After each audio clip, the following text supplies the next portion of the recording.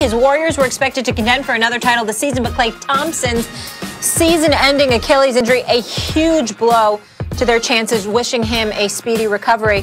Max, is the Warriors dynasty over? Yes, it's over in the sense that they're not the dominant franchise anymore. A dynasty doesn't mean that the same players can once again win a championship eventually. I think Steph's got another chip in him. I think the owners of the Warriors and the front office of the Warriors are enterprising enough that whether or not Klay comes back as his real self, they have enough chips to play with that they can put together a championship team before Steph is done. But that doesn't make it a dynasty. Molly, you know I always use my New York Yankees, won 4 World Series in 5 years, and then won again in 2009. Jeter won another one in 2009. You wouldn't say all those years were part of the same dynasty. You just wouldn't.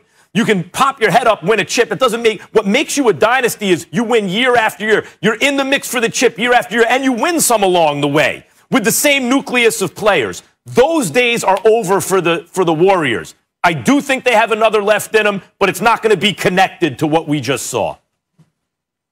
That was an absolutely asinine opinion as far as I'm concerned, because you can't compare the situation with Derek Jeter and those brothers where they won the World Series in 2000 and then they didn't win again in 2009 to the Golden State Warriors, who won the championship back-to-back, only lost because Kevin Durant got hurt and then Klay went down in Game 6. And then last year, Steph and Klay pretty much didn't play. So if the Warriors come back and they're making the playoffs this season and then Klay returns next year and they win the chip, that means they would have won it with Steph. That means they would have won it with Klay. That means they would have won it with Draymond, which is tagged along the same dynastic on the same dynastic level. Because again, excuse me, say what? So you're picking them to win it next year. Well, when they get back, we'll see how healthy Klay is. Next year. No, that's not what I'm saying. Oh. That's not what I'm saying. That's a ridiculous question. You're saying potentially the point they is, can. if Klay comes up, I'm talking about the same bodies, the same people. The same people. So if Steph and Klay won back-to-back titles, went to 3 straight NBA finals, okay, or 5 straight, and then last year, COVID-19 plus the injuries get in the way, and this year, next season, Klay is obviously out for this coming season rather than this, and then they come back next year and they win the chip.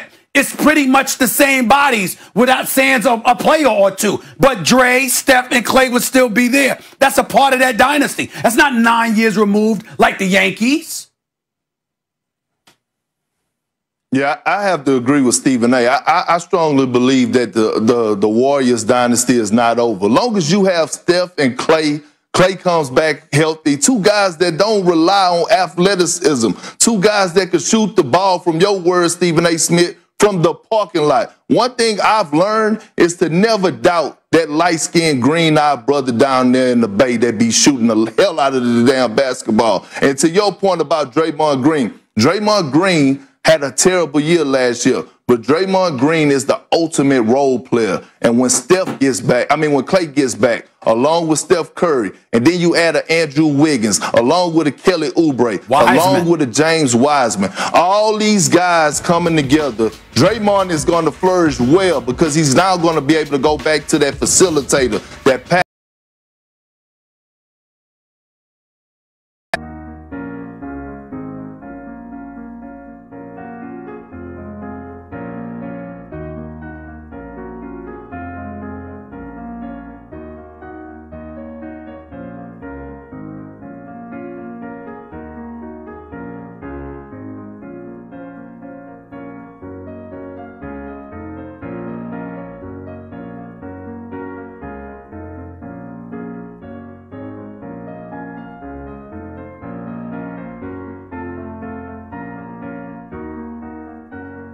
That defensive anchor, the defensive player of the year that we've seen the past couple of years, that how he's able to dominate as an undersized forward man and an undersized center. And then when you look at it, their culture is still there. It hasn't went anywhere. So you look at with Draymond, Klay, and Steph, these guys have at least 4 or 5 more years of good basketball left in them. So the dynasty is not over. Highly unlikely.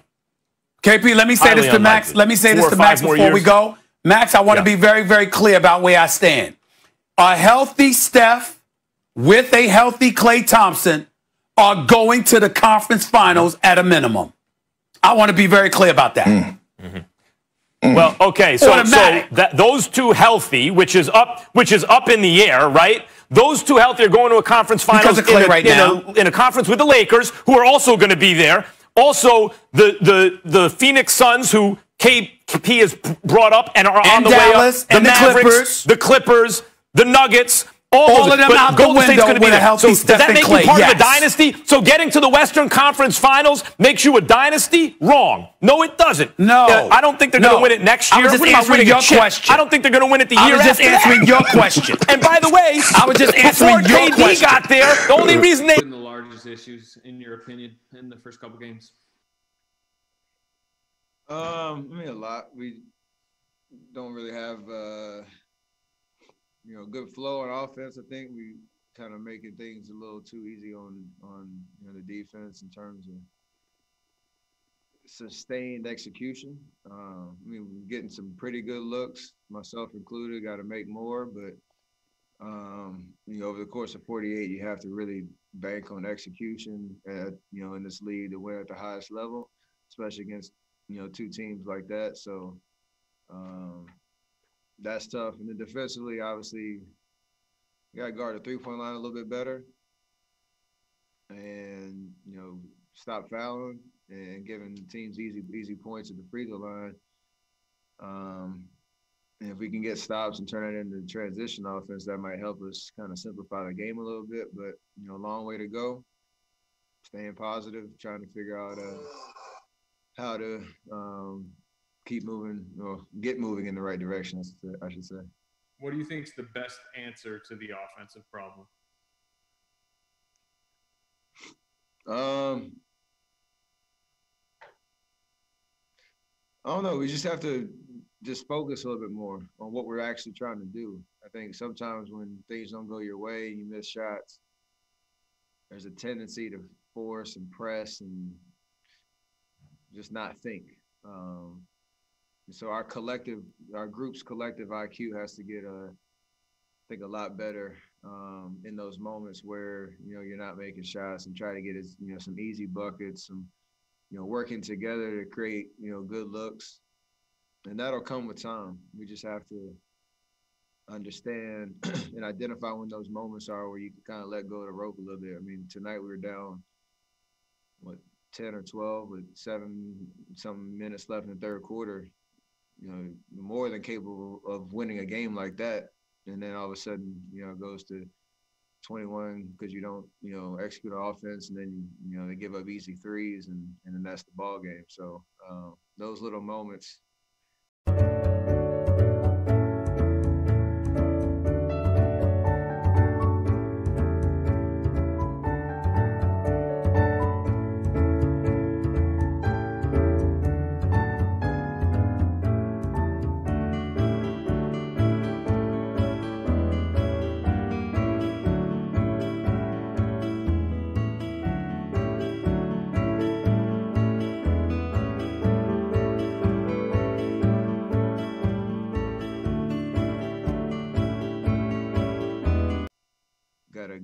Figure those out.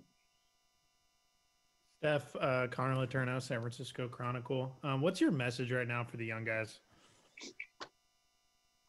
This year is different, and to not feel any pressure around Warrior teams of past. We obviously have that championship DNA, and we understand there's expectations about around our organization, and that's what we want. But this year's different. It's a new group of guys.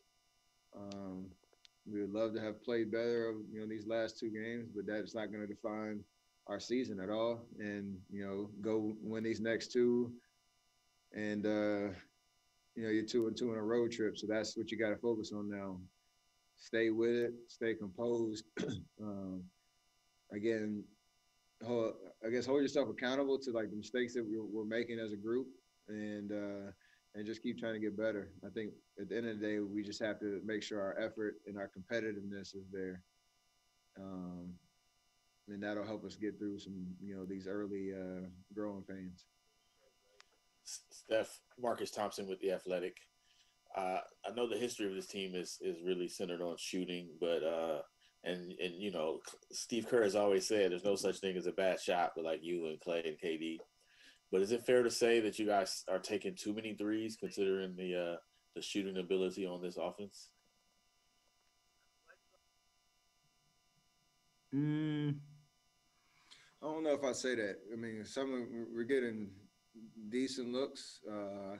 I think we're used to some of those possessions where, years past where you get a drive and a kick and swing, and somebody's getting a wide open look. Everybody's celebrating, feeling good.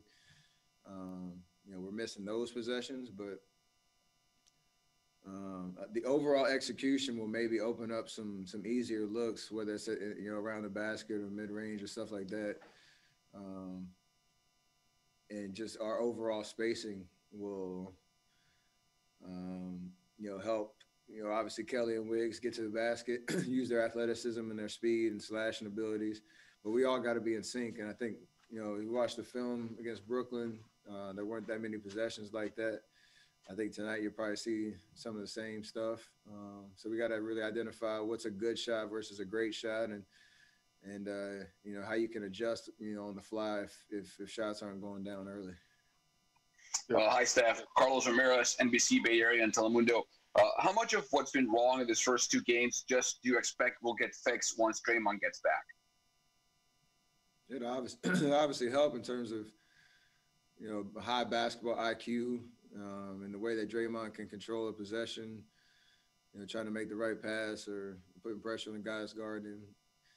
And obviously defensively, we know what he brings in terms of being vocal and being a presence out there.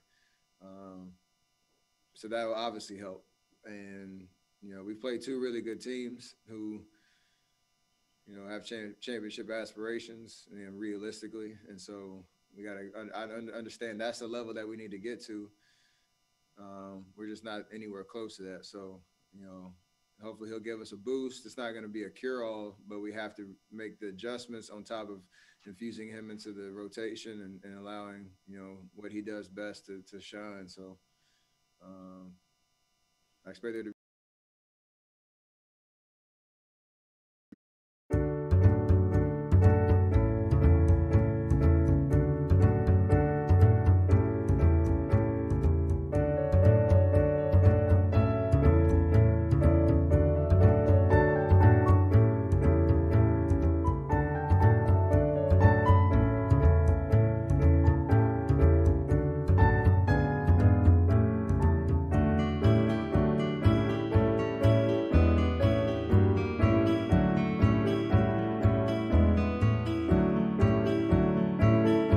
pretty good energy whenever he comes back.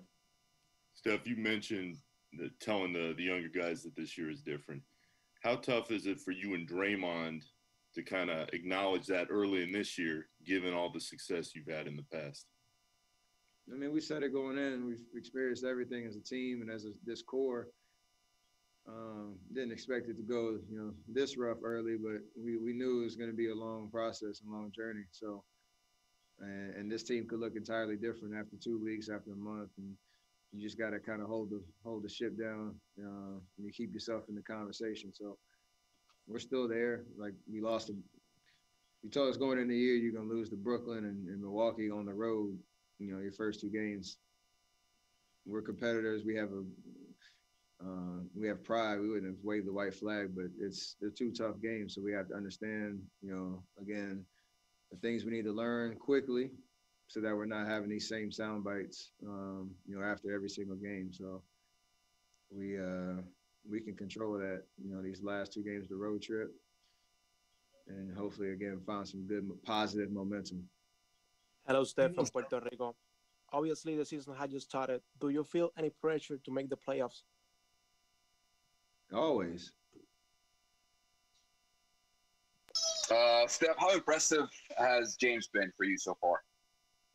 He's been awesome. I mean, for the limited time he had to prepare for the year and obviously what his last 12 months have looked like, he's playing with a lot of confidence, energy, showing a lot of his skill set. So he's fearless out there, and that helps, make that transition to the league.